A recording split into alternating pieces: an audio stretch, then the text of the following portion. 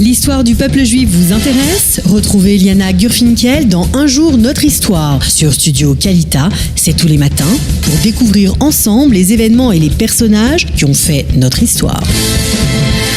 Boker Tov, Eliana. Bonjour Olivier, aujourd'hui nous sommes le cinquième jour de Chol Hamoed et le 4e jour à Paris, France, voilà, France, exactement. Voilà, et nous sommes veille de fête au plus. Et veille de fête, voilà, exactement. Alors aujourd'hui, on va parler, on se rapproche de la fin de cette fête de Pessah. Cette fête de Pessah, on a mangé beaucoup de matzah. Et j'aimerais vous parler d'un thème intéressant. Imaginez-vous que, la pomme de terre n'a été découverte qu'en Amérique du Sud au XVIe siècle. Oui. D'accord, après la découverte des États-Unis. Ouais.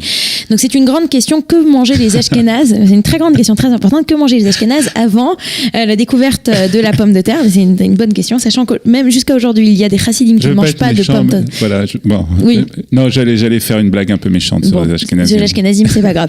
Alors, qu'est-ce que mangeaient donc ces Juifs? Parce que maintenant, qu'est-ce qu'ils mangent aussi? C'est une question qu'on peut se poser. Écoutez, je suis Ashkénaze, ça se passe très bien.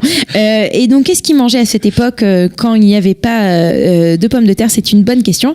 Mais moi, j'ai une autre explication quelque part. Eh bien, les pommes de terre sont arrivées à un moment crucial. Eh bien, ce moment crucial, quel est-il? C'est le moment où on a d'un seul coup une population qui grandit. On a dans l'histoire mondiale des pics de population. Il y a des moments où en fait les maladies disparaissent, on découvre des nouvelles techniques médicales et d'un seul coup on a des populations qui sont beaucoup plus importantes. Et c'est le cas au XVIIIe siècle et au XIXe siècle, pardon. Et au XIXe siècle, qu'est-ce qu'on a d'autre? Eh bien, on a l'invention de on a l'industrialisation du monde. Et dans cette invention du monde industriel, on va avoir l'invention aussi de la machine à matzah. La machine à matzah. Voilà, on a eu tout de suite à l'écran quelle époque? Ça date du début du XXe siècle, mais c'est vers 1830 qu'on commence à inventer la matzah industrielle et qui va quand même changer la vie des gens. Parce que imaginez-vous que les pommes de terre en fait arrivent au même moment où on a des populations juives de plus en plus importantes et il commence à être de plus en plus difficile de préparer de la matzah pour tout le monde. Faut pas oublier que la matzah, faut la préparer avant Pessah. On peut pas la préparer le matin ou pendant Pessah. Et donc c'est la raison pour laquelle à cette époque, eh bien c'est assez incroyable. C'est l'ancêtre de l'usine Yehuda. Exactement, bonjour à Kiki. Et donc c'est ça qui est important. Donc vers 1850, on a cette première machine de matzot qui vont permettre de créer de la matzah très rapidement. Mais on est juif, donc bien qu'il y ait une invention assez importante, on a quand même une problématique. Et la problématique, ce sont les rabbins qui disent nous, est-ce qu'on a le droit de faire de la matzah, de façon industrielle? On a le problème des 18 minutes. Est-ce que la machine va être bien nettoyée?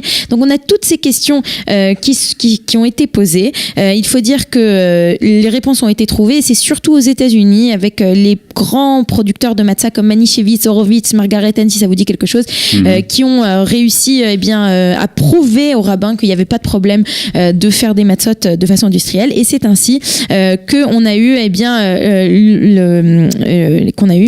la possibilité d'avoir des matzot industriels.